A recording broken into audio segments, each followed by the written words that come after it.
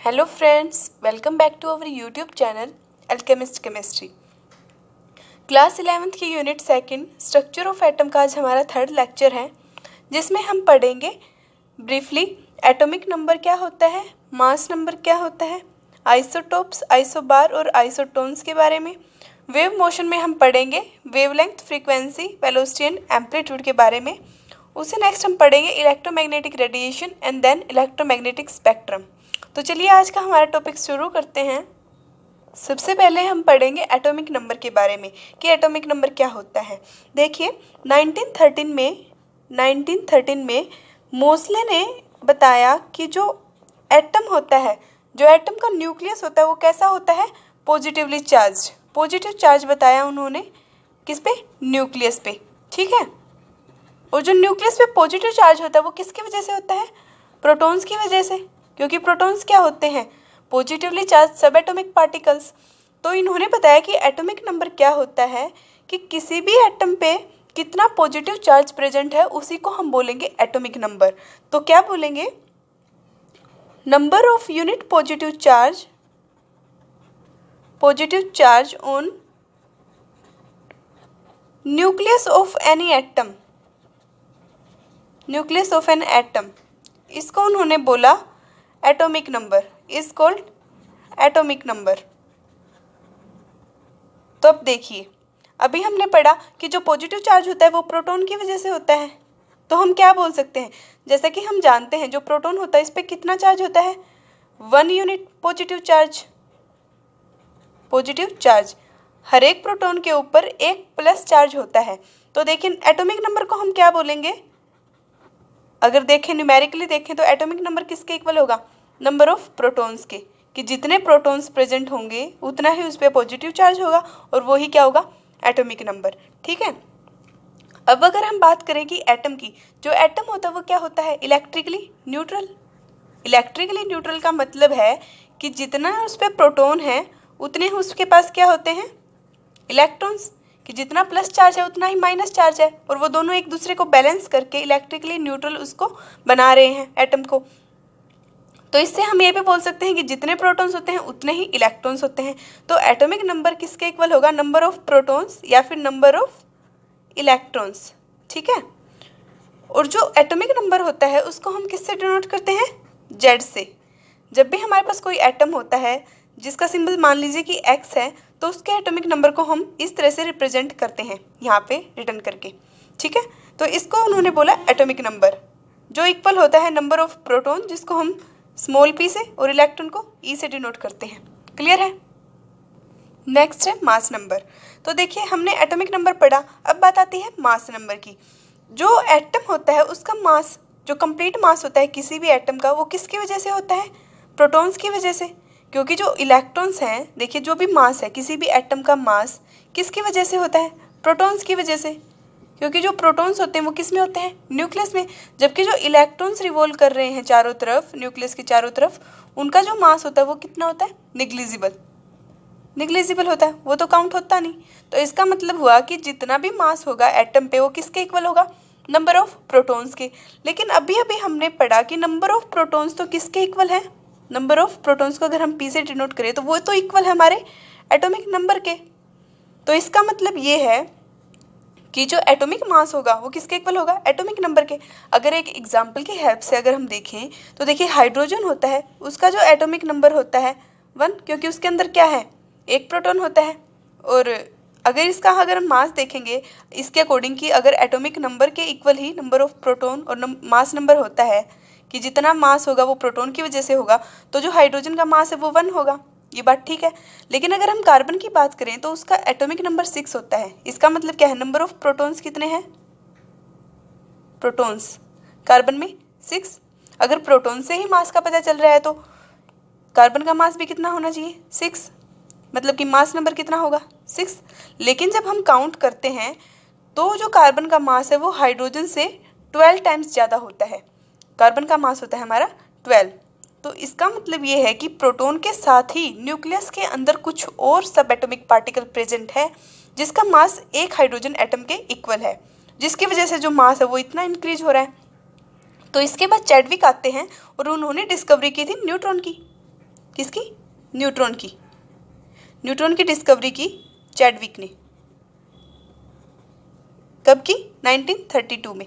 ठीक है, इन्होंने क्या बताया कि जो न्यूट्रॉन होता है उस पर कितना मास प्रेजेंट होता है? 1.675 इंटू 10⁻⁻27 kg। और जो न्यूट्रॉन होता है वो क्या होता है? न्यूट्रल पार्टिकल होता है, उस पर कोई भी चार्ज प्रेजेंट नहीं होता। No charge present on neutron. Clear है? तो इससे क्या पता चलता है कि जो न्यूक्लियस है वो किससे मिलके बना है? प्रोटॉन और न्यूट्रॉन से। प्रोटॉन पे क्या है? पॉजिटिव चार्ज, और न्यूट्रॉन क्या है? न्यूट्रल है। लेकिन जो इनका मास काउंट होता है वो सम होके तभी हमें क्या पता चलता है? मास नंबर का। तो इससे हमें पता चला कि मास नंबर क्या होता है? Sum of proton and neutron. Clear है? ये होता है हमारा मास नंबर। जो मास नंबर होता है उसको हम डिनोट करते हैं ए से, कैपिटल ए से। तो ये किसके इक्वल होगा? नंबर ऑफ प्रोटॉन्स, जिसको हम स्मॉल पी से डिनोट करते हैं, प्लस नंबर ऑफ न्यूट्रॉन्स, इसके इक्वल होगा। और इसको हम कैसे डिटरमाइन करते हैं, कैसे इसको डिनोट करते हैं? देखिए, जैसे अगर हमारे पास कोई भी एलिमेंट है जिसका सिंबल एक्स है, तो ऊपर तो लिखा जाता है मास नंबर और नीचे लिखा जाता है एटॉमिक नंबर। क्लियर है? इस पे देखिए क्वेश्चंस कैसे बनते हैं। जैसे क्वेश्चन दे दिया हमारे पास क्या है? मैग्नीशियम, जिसका जो एटॉमिक नंबर है 12 है और 25 क्या है इसका? मास नंबर इन्होंने दे दिया हमें। ठीक है, तो इसमें हमें बताना है कि इसमें कितने प्रोटॉन प्रेजेंट है, कितने इलेक्ट्रॉन और कितने न्यूट्रॉन, ये हमें बताना है। तो इसके लिए हमें क्या करना पड़ेगा? जैसा कि हम जानते हैं एटॉमिक नंबर किसके इक्वल होता है? नंबर ऑफ इलेक्ट्रॉन या फिर number of proton, small P से जिसको डिनोट करते हैं। और एटॉमिक नंबर हमारा कितना है? 12। तो इसका मतलब इलेक्ट्रॉन कितने हैं इसके पास? 12 है। इलेक्ट्रॉन 12 है और प्रोटॉन क्या है? वो भी 12 है। अब हमें बताना है न्यूट्रॉन हमें काउंट करने हैं। तो न्यूट्रॉन काउंट करने के लिए हमें क्या पता होना चाहिए? मास नंबर, जो कि कितना है? 25। मास नंबर जिसको हम ए से डिनोट करते हैं वो इक्वल होता है सम ऑफ जितने न्यूट्रॉन दे रखे हैं प्लस सम ऑफ जितने की उसमें प्रोटॉन है। तो अब हमारे पास ये है 25, हमें काउंट करने न्यूट्रॉन प्लस प्रोटॉन कितने आए हमारे? 12। अब हम इजीली काउंट कर सकते हैं। इधर अगर 25 में से 12 माइनस करें तो हमारा कितना आएगा? 13। ये हमारे हो जाएंगे न्यूट्रॉन। ठीक है, और इलेक्ट्रॉन कितने हैं? 12 और प्रोटॉन भी 12। इसी तरह के क्वेश्चन बनते हैं, हमें इलेक्ट्रॉन, न्यूट्रॉन और प्रोटॉन का बताना होता है। जैसे अगर एक और क्वेश्चन देखें हम, हमारे पास दे दिया ब्रोमीन, जिसपे दिया गया है एटॉमिक नंबर 35 और मास नंबर दिया है 80। इसमें हमें बताना है इलेक्ट्रॉन, प्रोटॉन एंड न्यूट्रॉन। तो इलेक्ट्रॉन और प्रोटॉन तो हमें पता ही है कि जितना भी एटॉमिक नंबर होता है वही क्या होते हैं? इलेक्ट्रॉन 35 और प्रोटॉन कितने हैं? वो भी 35 है। अब हमें बताना है न्यूट्रॉन। हमें पता है मास नंबर, तो न्यूट्रॉन तो सीधा है mass number minus proton. Mass number 80 है, माइनस 35 करेंगे कितना आएगा? 45। तो 45 हमारे क्या हो जाएंगे? न्यूट्रॉन। ठीक है, अगर इसी में एक और क्वेश्चन बनता है जिसमें आयंस, एनायंस वगैरह लेते हैं, एनायंस और कैटायंस, उन पे हमें सिंबल बनाने होते हैं कि इसका सिंबल कैसा बनेगा। तो उसका एक क्वेश्चन देखिए, हमें क्वेश्चन में क्या दे दिया? इलेक्ट्रॉन दे दिए 18, प्रोटॉन दे दिए हमें 16 और न्यूट्रॉन भी हमें कितने दिए? 16। हमें ये डाटा दिया गया और हमें क्या बनाना है? सिंबल बनाना है कि क्या स्पीसीज बनेगी और उसका सिंबल क्या होगा। तो देखिए एटॉमिक नंबर क्या होता है? Number of protons. तो प्रोटॉन कितने हैं हमारे पास? 16। तो 16 एटॉमिक नंबर किसका होगा? जेड जिसका 16 होगा तो वो क्या होगा? मतलब 16 किसका है? सल्फर का। सल्फर का एटॉमिक नंबर है 16, जिसको हम एस से डिनोट करते हैं। ठीक है, अब देखिए इसका मास नंबर। मास नंबर क्या होता है जिसको हम किससे डिनोट करते हैं? ए से। मास नंबर होता है number of proton plus number of neutron. तो प्रोटॉन हमारे पास कितने हैं? 16 और न्यूट्रॉन भी कितने हैं? 16। तो 16 प्लस 16 कितना होगा? 32। ये होना चाहिए मास नंबर। लेकिन जो स्पीसीज है वो न्यूट्रल नहीं है। न्यूट्रल कब होती है? न्यूट्रल हम स्पीसीज को तभी बोलेंगे ना कि इलेक्ट्रॉन और प्रोटॉन जब सेम होंगे, कि प्रोटॉन पे पॉजिटिव चार्ज है, जितने प्रोटॉन होंगे उतने ही इलेक्ट्रॉन होंगे, तभी तो कोई स्पीसीज न्यूट्रल होएगी। लेकिन अभी ये क्या दिखा रहा है कि इलेक्ट्रॉन इसके पास ज़्यादा है तो न्यूट्रल नहीं है। तो कितने इलेक्ट्रॉन ज़्यादा है इसके पास, यहाँ 18 है, प्रोटॉन कितने 16, तो 2 ज़्यादा हैं, 16 होने चाहिए थे, 2 इलेक्ट्रॉन ज़्यादा हैं। तो इसका मतलब क्या है कि ये एक एनायन है जिसपे क्या है, चार्ज ज़्यादा है। तो इसको हम कैसे डिनोट करेंगे, जिसका क्या है, एटॉमिक नंबर कितना है 16, मास नंबर है 32 और 2 इलेक्ट्रॉन हमारे पास ज़्यादा हैं, तो उसको हम डिनोट करेंगे 2 से। तो इस तरह से हमें क्या बताने होते हैं, सिंबल बनाने होते हैं। क्लियर है? ये क्वेश्चंस बनते हैं हमारे एटॉमिक नंबर और मास नंबर पे। अब देखिए आइसोटोप्स क्या होते हैं। जैसा कि हम जानते हैं हमारे पास बहुत सारे ऐसे एटम्स होते हैं, ऐसे बोल सकते हैं कि उनके न्यूक्लियस में जो नंबर ऑफ न्यूट्रॉन्स होते हैं वो अलग होते हैं और नंबर ऑफ प्रोटॉन्स क्या होते हैं, सेम होते हैं। कि किसी भी सेम एलिमेंट के कुछ ऐसे एटम्स होते हैं, एटम सेम एलिमेंट के, जिनका जो एटॉमिक नंबर होता है वो सेम होता है, लेकिन जो मास नंबर होता है वो अलग होता है। कि जिसके प्रोटॉन सेम होंगे तो इसका मतलब क्या है, उसका एटॉमिक नंबर सेम है। और अगर उसमें न्यूट्रॉन के जो नंबर्स हैं वो अलग अलग हो रहे हैं तो क्या है, मास नंबर अलग है। तो आइसोटोप्स हम क्या बोल सकते हैं, ये क्या होते हैं, एटम होते हैं सेम एलिमेंट के, atoms of same element which has same atomic number, जो उनका एटॉमिक नंबर होता है वो सेम होता है बट डिफरेंट मास नंबर, उनको हम बोलते हैं आइसोटोप्स। बहुत सारे एग्जांपल्स हैं ऐसे। देखिए जो आइसोटोप्स होते हैं उनकी जो प्रॉपर्टीज़ होंगी, जो भी केमिकल प्रॉपर्टीज़ होंगी वो सेम होंगी, क्योंकि ये क्या है, सेम एलिमेंट के एटम्स हैं। क्लियर है? अब एटॉमिक नंबर सेम है तो इसका मतलब क्या है कि नंबर ऑफ प्रोटॉन्स और नंबर ऑफ इलेक्ट्रॉन्स क्या होंगे, इक्वल होंगे। ठीक है, देखिए एग्जाम्पल देखिए आइसोटोप्स का सबसे कॉमन जो हम एग्जाम्पल लेते हैं हाइड्रोजन का। जो हाइड्रोजन होता है उसके 3 आइसोटोप्स होते हैं। सबसे पहला आइसोटोप जिसके जो नंबर ऑफ प्रोटॉन होते हैं वो क्या होते हैं, 1, और जो उसका मास नंबर होता है वो भी क्या होता है, 1 होता है। इसको हम प्रोटियम भी बोलते हैं, प्रोटियम। सेकेंड अगर हम बात करें जिसके पास क्या है, जो प्रोटॉन है वो तो क्या है, 1 है, लेकिन इसके पास न्यूट्रॉन भी 1 है। एक प्रोटॉन है और एक न्यूट्रॉन है, तो मास नंबर क्या होगा, सम ऑफ प्रोटॉन एंड न्यूट्रॉन, तो मास नंबर क्या होगा 2, जिसको हम डी से भी डिनोट करते हैं ऐसे। इसको हम बोलते हैं ड्यूटेरियम। क्लियर है? एक और इसका होता है जिसमें टी से डिनोट कर सकते हैं। उसके पास क्या होता है, जो प्रोटॉन होता है वो 1 होता है और न्यूट्रॉन होते हैं 2, तो जो मास नंबर है वो 3 बनता है और इसको हम बोलते हैं ट्रिटियम। ट्रिटियम। क्लियर है? इसको हम ऐसे भी डिनोट करते हैं H13, इसी फॉर्म में मिलता है हमें, ये तो सिर्फ याद करने के लिए टी लगाया है। इसको हम बोलते हैं ट्रिटियम। क्लियर है? और इसको हम बोलते हैं ड्यूटेरियम। ड्यूटेरियम ये होते हैं जनरली जो यूज़ होते हैं हाइड्रोजन के आइसोटोप। इसी तरह से आइसोटोप्स जो हैं वो होते हैं कार्बन के। कार्बन के भी आइसोटोप्स कितने होते हैं, 3 होते हैं, जिसमें क्या कौन से हैं, C612। इसका जो एटॉमिक नंबर होता है वो सेम रहता है, मास नंबर चेंज करता है, 12, 13 एंड 14। कार्बन के भी होते हैं इसी तरह से। इसी तरह से अगर हम बात करें तो क्लोरीन के भी होते हैं।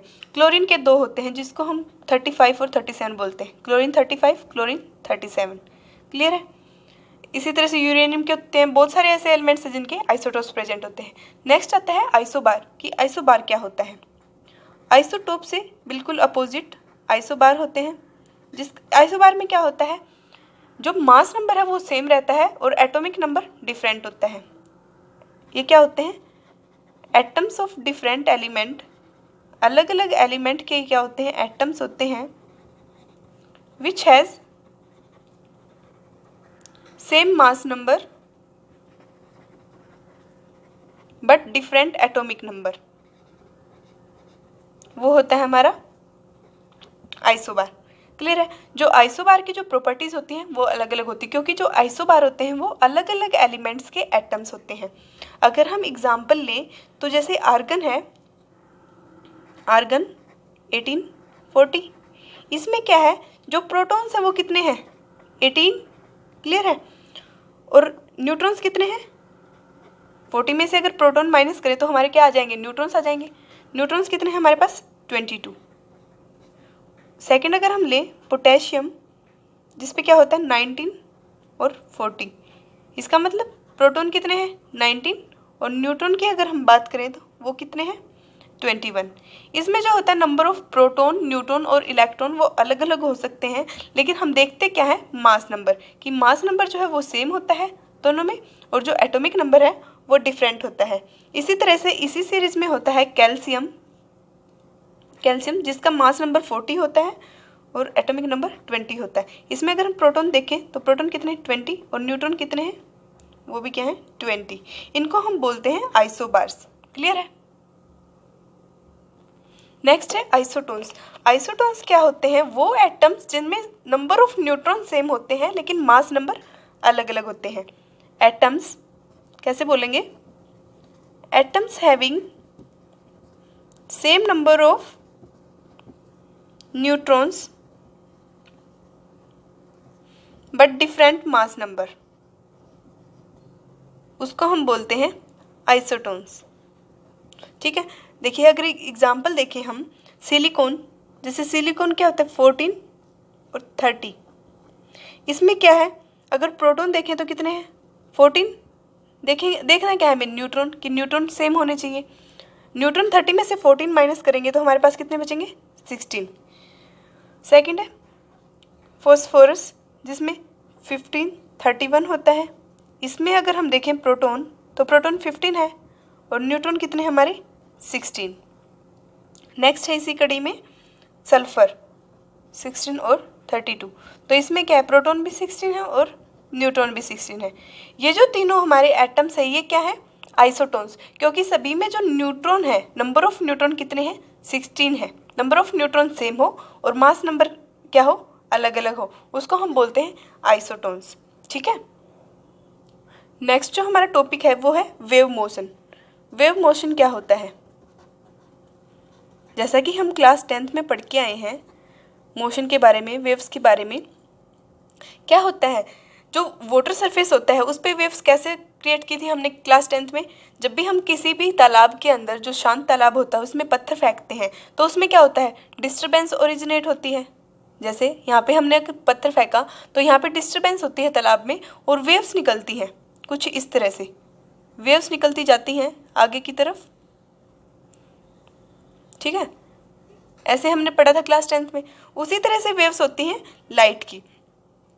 तो अगर हम डिफाइन करें, जो वेव्स होती हैं वो क्या होती हैं, डिस्टर्बेंस होती हैं जो कहाँ से ओरिजिनेट हुई है, एक वाइब्रेटिंग सोर्स से। जब हमने कोई भी सोर्स बाहर से फेंका यहाँ पे, उसने वाइब्रेशन क्रिएट की, उससे डिस्टर्बेंस क्रिएट होती है, और जो वेव्स हैं वो ट्रैवल करती हैं, किस वे में ट्रैवल करती हैं, वो क्रेस्ट और ट्रफ्स के बारे में 10th क्लास में हमने पढ़ा था ना कि ट्रफ और क्रेस्ट के बारे में, ठीक है। तो जो अगर हम इसको इस तरह से देखें कि वेव कैसे ट्रैवल करती हैं, ऐसे ट्रैवल करती हैं वेव्स हमारी इस तरह से। तो जो क्रेस्ट होती है वो क्या होता है, जो मैक्सिमम ऊपर की तरफ डिस्टेंस होता है ना उसको हम बोलते हैं क्रेस्ट, जबकि जो मैक्सिमम डाउनवर्ड डिस्प्लेसमेंट होती है किसी भी वेव की उसको हम बोलते हैं ट्रफ, क्लियर है। तो क्रेस्ट एंड ट्रफ की फॉर्म में कोई भी वेव ट्रैवल करती है। अगर हम बात करें जो दो क्रेस्ट या फिर दो ट्रफ के बीच का जो डिस्टेंस होता है, दो क्रेस्ट या फिर दो ट्रफ के बीच के डिस्टेंस को हम क्या बोलते हैं वेवलेंथ, क्लियर है।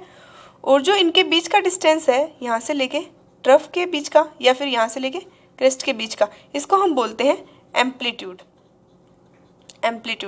तो इन्हीं टर्म्स के बारे में हम पढ़ेंगे। तो सबसे पहले वेव को कैसे डिफाइन करेंगे हम, अगर हमसे कोई पूछे कि वेव क्या होती है, तो वेव एक डिस्टर्बेंस होती है, disturbance which originate from vibrating source. किसी भी वाइब्रेटिंग सोर्स से ये क्या होती है ओरिजिनेट होती है, एंड ट्रैवल, और किस फॉर्म में ट्रैवल करती है क्रेस्ट एंड ट्रफ में, travel in forms of crests and troughs, उसको हम बोलते हैं वेव। क्लियर है? तो देखिए अब हम वेवलेंथ, एम्पलीट्यूड, फ्रीक्वेंसी ये सब पढ़ेंगे वन बाय वन। सबसे पहले क्या वेवलेंथ पढ़ेंगे। अभी अभी हम पढ़ के आए हैं कि वेवलेंथ क्या होती है, डिस्टेंस होता है दो क्रेस्ट और ट्रफ्स के बीच में। तो क्या कैसे बताएंगे हम इसको, the distance between two adjacent, जो एक साथ होती हैं, साथ साथ वाली होती हैं, एडजेसेंट क्रेस्ट्स और ट्रफ्स, उनको हम बोलते हैं, उस डिस्टेंस को हम बोलते हैं वेवलेंथ। और जो वेवलेंथ होती है उसको हम डिनोट करते हैं लैम्डा से, इस तरह से इसको डिनोट करते हैं। और जो इसकी एसआई यूनिट होती है वो क्या होती है, मीटर। वैसे तो इसको हम एंगस्ट्रॉम में भी मेजर करते हैं, एंगस्ट्रॉम क्या, इसको इस तरह से डिनोट करते हैं। और जो एक एंगस्ट्रॉम होता है वो इक्वल होता है 10⁻⁻10 मीटर में, लेकिन जो एसआई यूनिट होती है वो इसकी होती है मीटर ही। ठीक है, किसी भी वेवलेंथ को मेजर करने के लिए मीटर। इस पे जो क्वेश्चंस बनते हैं उनमें कुछ कन्वर्जन्स यूज होते हैं, जैसे 1 माइक्रोन दे दिए गए हमें कि 1 माइक्रोन वेवलेंथ है, तो जो माइक्रोन होता है वो इक्वल होता है 10⁻⁻6 मीटर के। इसी तरह से अगर हमें दे दें नैनोमीटर, 1 नैनोमीटर, ये इक्वल होता है 10⁻⁹ मीटर। इनके फॉर्म में अगर हमें दें तो हमें उसको मीटर में कन्वर्ट करना पड़ेगा पहले, किसी भी क्वेश्चन को करने से पहले। या फिर हमें दे दें 1 पिकोमीटर, वो इक्वल होता है 10⁻12 मीटर के। इसमें कन्वर्जन्स करने पड़ते हैं क्वेश्चंस के। वेवलेंथ नेक्स्ट है हमारी फ्रीक्वेंसी, कि फ्रीक्वेंसी क्या होती है। जो फ्रीक्वेंसी होती है उसको हम न्यू से डिनोट करते हैं, इसको हम बोलते हैं न्यू। ठीक है, तो देखिए फ्रीक्वेंसी क्या होती है कि कितने नंबर ऑफ वेव्स किसी भी एक गिवन पॉइंट से कितने सेकंड में निकल रहे हैं, उसको हम बोलेंगे फ्रीक्वेंसी। क्या बोलेंगे, number of waves which pass through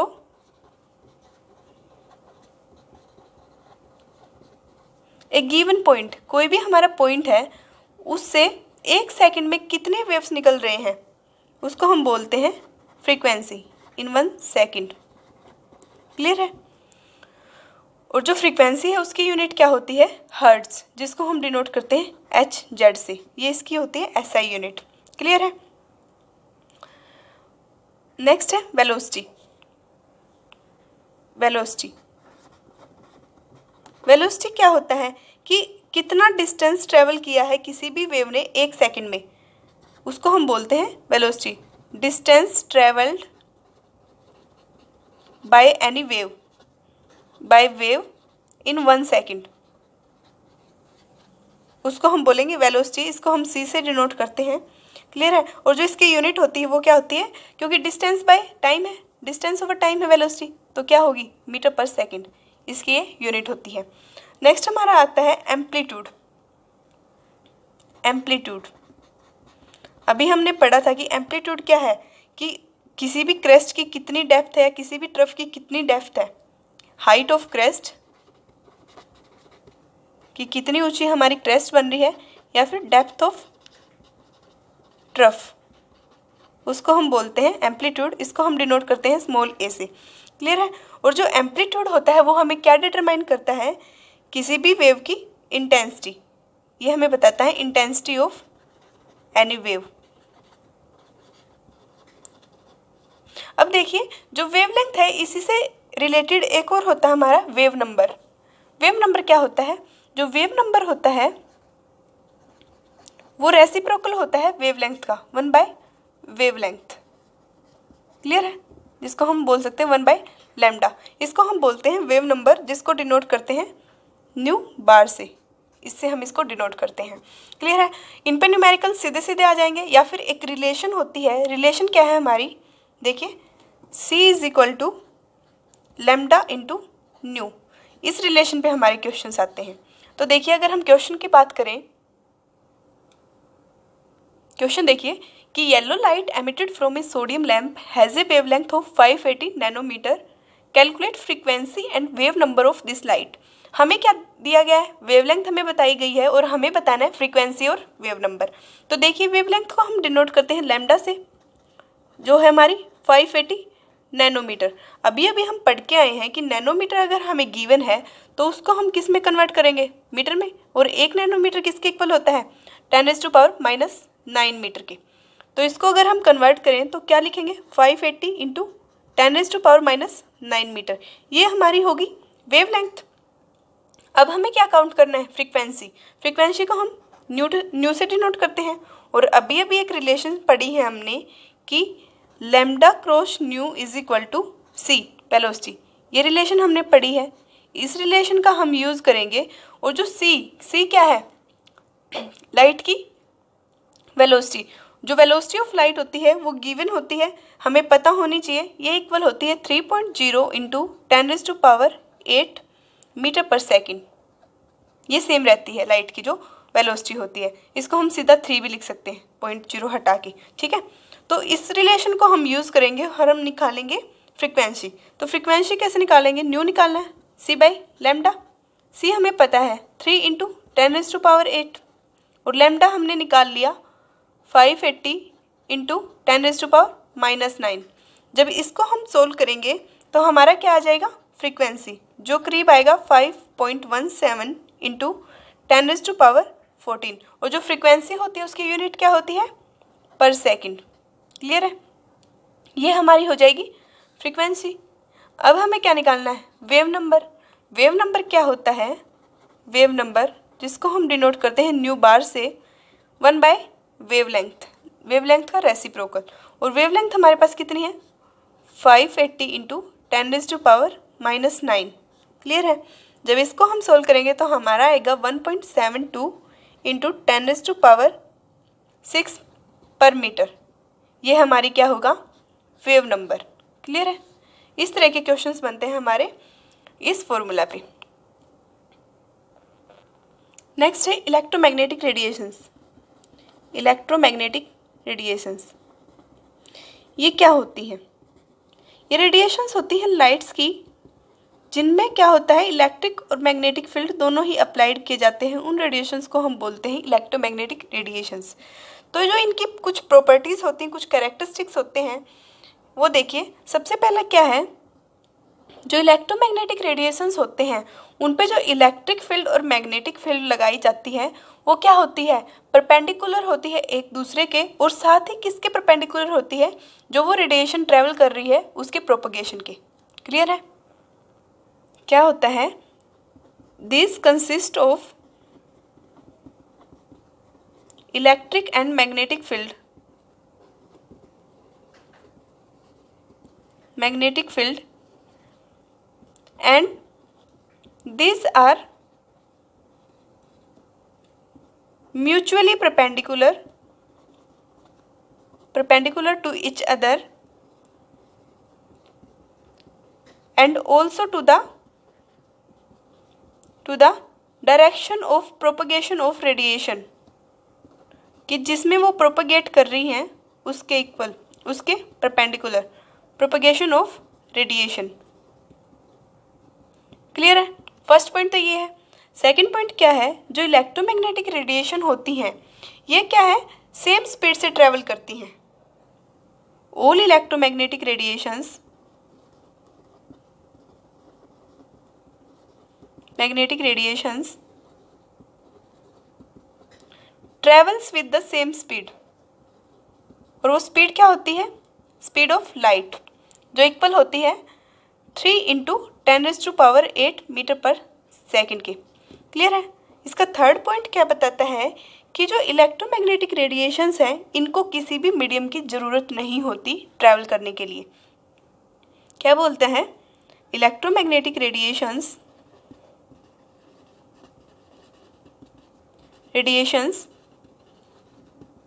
doesn't require any medium to travel, कि उन्हें किसी भी मीडियम की ज़रूरत नहीं होती ट्रैवल करने के लिए। तो ये क्या होते हैं, इलेक्ट्रोमैग्नेटिक रेडिएशंस के कैरेक्टरिस्टिक्स। क्लियर है, ये जो इलेक्ट्रोमैग्नेटिक रेडिएशंस होती हैं वो कुछ इस तरह की दिखाई देती हैं। देखिए ऐसे ट्रैवल करती हैं वो, ये क्या है हमारी इलेक्ट्रिक फील्ड, इस वे में क्या कर रही हैं वो, इस डायरेक्शन में प्रोपगेट कर रही हैं। और ये उसके चारों तरफ क्या लगी हुई है, इलेक्ट्रिक फील्ड। और ये है हमारा जो डैश डैश में दिखाई दे रहा है हल्का सा, इसको हम बोलते हैं मैग्नेटिक फील्ड। ये क्या लगा हुआ है उसके पास, मैग्नेटिक फील्ड। तो ये क्या होते हैं, एक दूसरे के परपेंडिकुलर होते हैं और साथ ही परपेंडिकुलर होते हैं डायरेक्शन ऑफ प्रोपेगेशन के। नेक्स्ट पॉइंट क्या बोलता है कि जो इलेक्ट्रोमैग्नेटिक वेव होती है वो सेम स्पीड से ट्रैवल करती हैं। और थर्ड जो पॉइंट है कि इनको किसी भी मीडियम की जरूरत नहीं होती ट्रैवल करने के लिए। क्लियर है। नेक्स्ट है इलेक्ट्रोमैग्नेटिक स्पेक्ट्रम। जैसा कि हम जानते हैं जो इलेक्ट्रोमैग्नेटिक रेडिएशंस होती हैं उनकी क्या स्पीड क्या होती है, इक्वल होती है। तो स्पीड के बेसिस पे तो हम उसको डिफ्रेंशिएट नहीं कर सकते। तो जो इलेक्ट्रोमैग्नेटिक रेडिएशंस होती हैं उनको हम डिफ्रेंशिएट करते हैं on the basis of wavelength and frequency. तो उन्हीं को डिफ्रेंशिएट करने के लिए इलेक्ट्रोमैग्नेटिक स्पेक्ट्रम बनता है। जो इलेक्ट्रोमैग्नेटिक स्पेक्ट्रम होता है उसको हम कैसे डिटरमाइन करते हैं, कैसे उसको एक्सप्लेन करते हैं कि एक अरेंजमेंट होता है अलग अलग इलेक्ट्रोमैग्नेटिक रेडिएशंस का in order of increasing wavelength या फिर डिक्रीजिंग फ्रीक्वेंसी। तो क्या बोलेंगे इलेक्ट्रोमैग्नेटिक स्पेक्ट्रम को, the arrangement of different types of electromagnetic radiations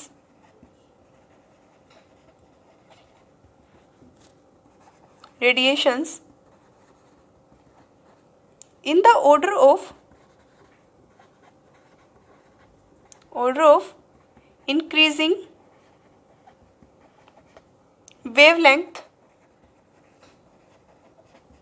या फिर डिक्रीजिंग फ्रीक्वेंसी। इस अरेंजमेंट को हम क्या बोलते हैं, इलेक्ट्रोमैग्नेटिक स्पेक्ट्रम। क्लियर है। देखिए डायग्राम से समझ आएगा। देखिए ये होता है हमारा इलेक्ट्रोमैग्नेटिक स्पेक्ट्रम। तो इलेक्ट्रोमैग्नेटिक स्पेक्ट्रम क्या होता है, ये अलग अलग इलेक्ट्रोमैग्नेटिक रेडिएशंस को डिटरमाइन करता है। इस साइड क्या कर रहा है, वेवलेंथ इंक्रीज कर रही है और इस तरफ क्या कर रहा है, फ्रीक्वेंसी डिक्रीज कर रही है। ठीक है। तो ये एक रिप्रेजेंटेशन होती है अलग अलग रेज की। तो देखिए अगर हम इसमें सबसे पहले क्या देखेंगे, विजिबल लाइट की अगर हम देखें तो विजिबल जो स्पेक्ट्रम है वो अलग से भी दिखा रखा है, जिसमें हमने क्लास 10th में पढ़ा था VIBGYOR, violet, indigo, blue, green, yellow, orange, red.